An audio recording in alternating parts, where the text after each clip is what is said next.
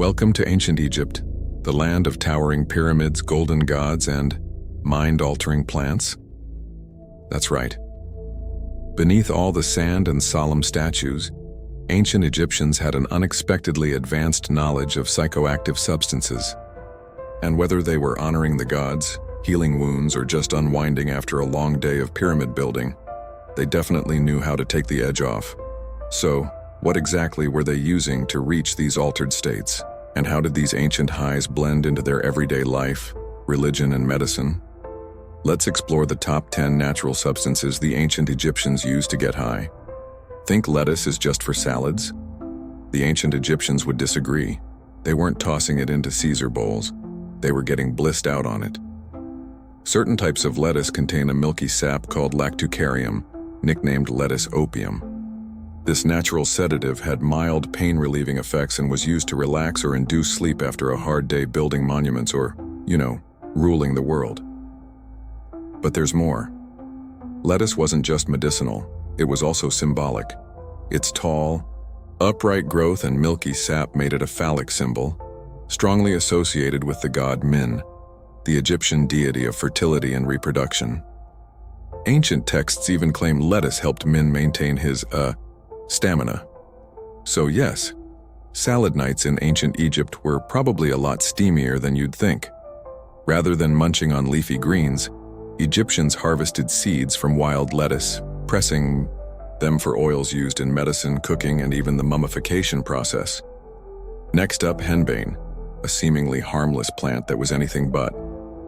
This wild, weedy herb contained potent alkaloids like atropine, scopolamine, and hyoscyamin, chemicals still used today in modern medicine, but which can have intense hallucinogenic effects in their raw form. In ancient Egypt, henbane was a go-to for priests, oracles, and sorcerers seeking visions, spiritual communication, or altered states. It was used in rituals to bridge the human and divine realms, but it came with a warning. The wrong dose could lead to terrifying hallucinations, disorientation, or even temporary paralysis. Its dark mind-warping effects earned it associations with witchcraft and the occult. Whether used to dull pain, invoke spirits, or just stare into the cosmos while talking to cats, henbane was a serious tool in the ancient pharmacological toolbox. If the Egyptians had a national flower of enlightenment, it would be the blue lotus, also called the blue water lily. Sacred and psychoactive, this aquatic flower was both a symbol and a substance. It stood for creation, rebirth, and the sun, featuring prominently in temple art and mythology, especially in Upper Egypt. But its beauty wasn't just skin-deep.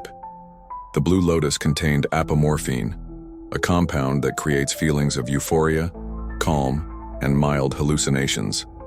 The Egyptians soaked the petals in wine for days, creating a drink used in ceremonies, parties, and religious rituals to enhance spiritual connection and bring on a blissful state of mind. The flower was so potent and beloved that it also served as an aphrodisiac. It wasn't just for temple offerings, but for romantic ones too. Blue lotus tea, wine infusions, or even chewing the petals were all common practices. In short, whether you were seeking enlightenment or a good time, the blue lotus had your back. The Odyssey, the 8th or 9th century epic Greek poem written by Homer, the hero Odysseus's boat washes up on the island of Lotus Eaters. The residents of the island entice Odysseus and his crew to eat a blue flower, which induces lethargy and makes Odysseus want to abandon his quest. Some researchers have argued, although fictional, this may be a reference to the lotus drug culture of ancient Egypt. The blue lotus is also mentioned in the Egyptian Book of the Dead, Arari text written on papyrus. This collection of rites and magic spells was intended to guide the dead through the underworld and into the afterlife. Number 7. Mandre. Mandre was one of ancient Egypt's most intriguing plants, part medicine, part mystery, and possibly part party trick. With thick roots that sometimes looked like tiny human figures, it had an eerie reputation. But instead of running away screaming, the Egyptians put it to good use. The leaves and the roots contained delirant hallucinogenic tropane alkaloids, which would send users into an altered state of consciousness. But that's not all it did.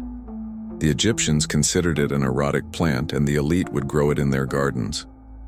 Nothing says luxury like an hallucinogenic aphrodisiac in your backyard. Mandra's healing properties are mentioned in the Ebers Papyrus, an ancient Egyptian medical text on herbal knowledge and folk remedies dating around 1550 BCE.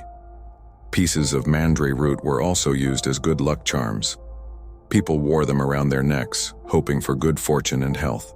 Mandra's reputation as an aphrodisiac meant it played a role in fertility treatments for women, with the leaves and berries brewed into tea.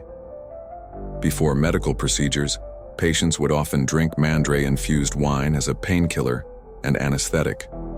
However, using mandra as a medicine came with some risks. It had strong parative and narcotic side effects. Number 6. Saffron. The ancient Egyptians found a lot of uses for saffron. It was used as a seasoning, a dye, medicine, and relaxant. Saffron comes from the dried bright orange-red inner stigmas of the crocus flower, and because of this, harvesting it is extremely labor-intensive. As a result, saffron was extremely expensive and generally reserved for royalty and the elite who could afford it. Even today, saffron remains a pricey spice. The ancient Egyptians didn't just use saffron to spice up their food, they used it to spice up their moods too. Some ancient texts describe using saffron as a painkiller and as part of treatments for depression. Consuming more than 0.18 ounces of the stigmas was believed to produce an opioid-like effect. It might not seem like a lot, but this spice packed a serious punch. For Egypt's wealthiest citizens, saffron wasn't just a luxury, it became a habit. Those who could afford to splurge on it regularly were rumored to develop a chemical dependency, making them some of history's first high rollers. Literally, Egyptian healers also used saffron primarily to treat gastrointestinal ailments. For internal hemorrhaging, one treatment involved crushing saffron crocus seeds with agar wood bark, ox fat, coriander, and myrrh. This paste was applied externally to the body as it was thought to help the patient expel bad blood through the mouth or rectum. An oil-based emulsion made from premature saffron flowers mixed with roasted beans was used topically to treat urinary tract issues in men. Cleopatra prized saffron for its coloring, cosmetic, and aphrodisiac properties, but she didn't just sprinkle it on her food, she bathed in it. She is said to have added a 4 cup of saffron to her Mars milk baths before assignations with her lovers to make sex more pleasurable. And if you're wondering what that level of indulgence would cost today, the saffron alone would run you over $300 per bath. That's not even factoring in the cost of a tub full of Mars milk. Number 5. Syrian rue. The ancient Egyptians had no shortage of gods to worship, and each deity demanded their share of devotion. Bes, a dwarf-like god, along with his feminine counterpart Bet, was worshipped as a protector of the household. They protected families from evil, kept nightmares at bay, and they were the divine go-to for fertility, magical purification, and childbirth. Expectant mothers placed their faith in Bes, offering prayers to ensure a safe delivery. Because when childbirth had no epidurals, you needed all the divine intervention you could get. Members of his cult would drink a hallucinogenic cocktail from ceramic vessels, adorned with the effigy or head of Bes. Recently, researchers analyzed a 2,000-year-old Bes mug. By scraping the inside of the vessel for organic residue, they found traces of a psychoactive plant called Syrian rue, whose brew produces effects similar to ayahuasca. Traces of a second psychoactive plant, the aforementioned blue locust, were also detected. Additionally, the cocktail contains several other components, including a base of beer or wine, which was flavored with honey, sesame seeds, pine nuts, or licorice. But here's where things get really weird. Analysis has revealed a high presence of human proteins in the drink. Yes, that is right. This psychotropic cocktail may have been spiked with blood or some other human secretion. Number 4, cannabis. Cannabis has been around for a long time, and the ancient Egyptians were no strangers to its many uses. As early as 3000 BCE, hemp was used to make linen, rope, and other practical materials. But the plant's utility didn't stop there.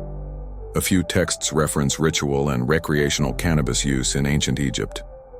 But it's unclear how the drug was ingested. Some researchers believe it was chewed raw, although this wouldn't have been very effective since THC compounds are activated by heat. Others think that they might have been baked into pastries, making it one of history's earliest known edibles. Smoking hashish eventually became popular, but this occurred long after ancient Egypt had fallen. It's believed that Islamic traders from the Middle East introduced hashish to Egypt sometime in the 12th century CE. The Evers Papyrus and other ancient Egyptian medical texts mentioned cannabis as a treatment for various ailments. Hemp was used in suppositories to relieve hemorrhoid pain, while crushed cannabis was mixed into ointments and picuses to treat inflammation around the fingernails, toenails, and other minor skin conditions. Some records also suggest it was applied to sore eyes and even used as a sleep aid, proving that the ancient Egyptians were ahead of their time when it came to exploring the plant's medicinal benefits. Number 3. Opium. Opium was widely used in the ancient world, including Egypt. According to ancient Egyptian culture, Thoth, the god of science and knowledge, was believed to have discovered opium. One legend tells of Isis curing the sun god, Ra's headache, by offering him the drug. The divine association may have been one of the reasons why opium use was popular among priests and the elite of ancient Egyptian society. Dating as far back as 1600 BCE, archaeologists have found small flasks about 5 in long, shaped like poppy capsules. These flasks have been found in tombs and settlements throughout the Middle East and Egypt, suggesting they were part of an organized system of manufacture and distribution, essentially a thriving drug trade. Around 1300 BCE, in the capital city of Thebes, the ancient Egyptians began cultivating their own opium poppies. This opium was generally restricted to priests, magicians, and warriors, though it was also traded. The opium trade flourished during the reigns of Thutmose IV Akhenaten and King Tut-Onamun. The trade route included the Phoenicians and the Manoans, who moved the profitable product across the Mediterranean Sea into Greece, Carthage, and Europe. Opium played a significant role in both recreation and religious rituals in ancient Egypt. Poppies, blue lotus, and mandre flowers were commonly used in honorary ceremonies and frequently depicted in ancient Egyptian art. Archaeologists have even discovered earrings and necklaces shaped like opium poppies in tombs, suggesting the drug's cultural and spiritual importance. Medically, opium was highly valued. Morphine extracted from opium was used as a painkiller, a sleep aid, and even to soothe crying children. It was also mixed into pastes and added to ointments for hair care and skin treatments. Perfect for that opioid glow. Number 2. Beer. It's said that while the Sumerians created beer, the ancient Egyptians perfected it. According to legend, the god Osiris himself taught humanity the art of brewing, a divine gift that Egyptians eagerly embraced.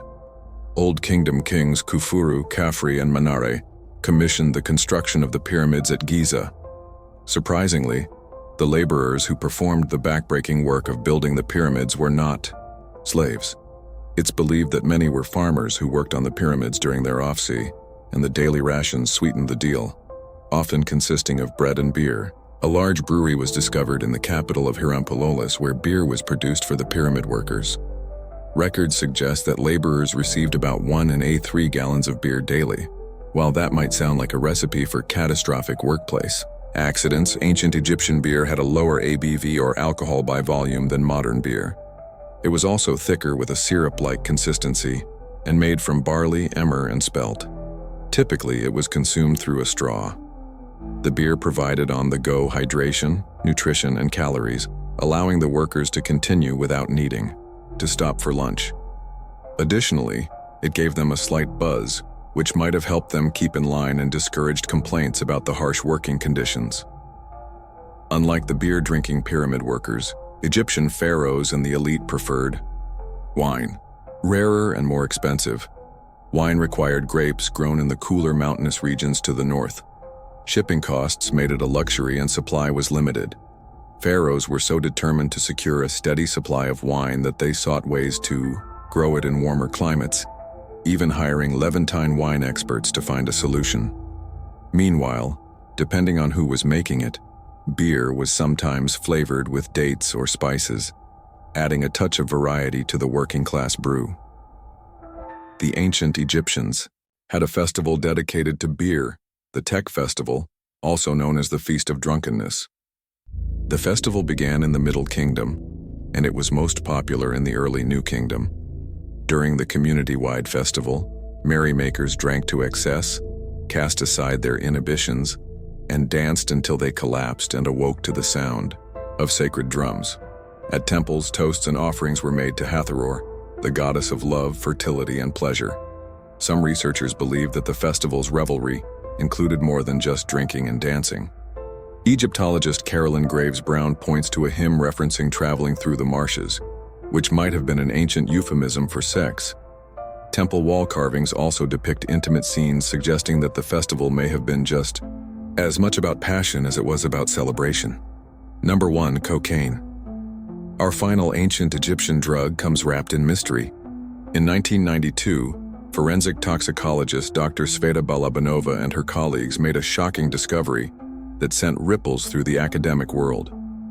While examining the 3,000-year-old mummified remains of Lady Hanut Tawi, they detected traces of cannabis, nicotine, and cocaine, compounds that, according to everything we know about history, shouldn't have existed in ancient Egypt at all.